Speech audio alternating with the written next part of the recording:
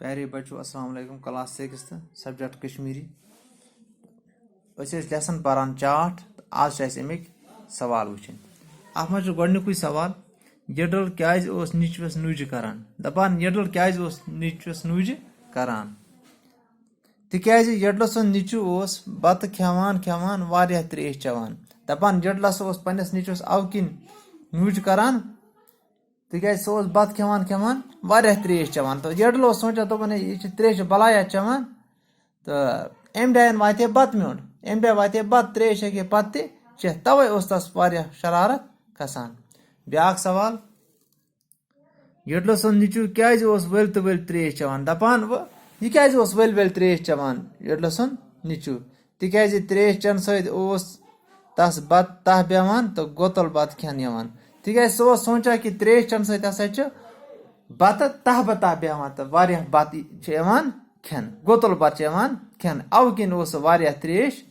चवान कुस यडलस निचु त्रेम सवाल यडलन क्याज लय निचवस दयम थापर दपान गोडनिच थापर लाय यडलन निचवस कि त्रेश क्या ज्यादा ज्यादा चवान तो दयम थापर क्याज लयनस तिक्याज यडलस बास्यो ज सह रोद त्रेश कम चन सत फाकै यानी यडलन कर कम एम वोन अमस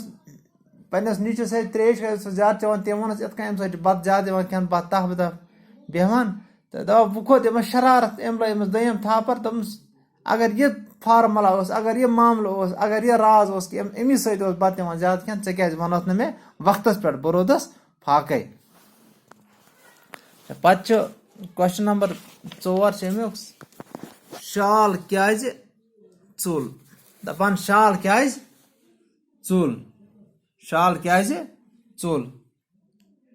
अत हेको शॉर्ट्स में जवाब शाल चुल सह वुचित यानी यह वुच शाल तहरत अत मह कॉकरस हेवान वर्गलावन शाल कि ताकि बह कित कर अम शिकार तो कॉकरस सहस कुन पेवान नजर तो सह अमस वन वल सा बह वसा बोन शाल काका सह तह पकान तो पो यकवट नमाज अच्छा अम पे युथु अमस शालस पेवान सहस कुन नजर तो सह चलान तिक्या सह त्रा पन यह शिकार या कॉकर अति तिक्या तमस पता और आव सह तो यह सह त्राय मे कह यह मे नश पावरफुल तवे चुल शाल अच्छा अम पे ब्याक पम सवाल शोदस क्याज खोत जख दपान इस शोद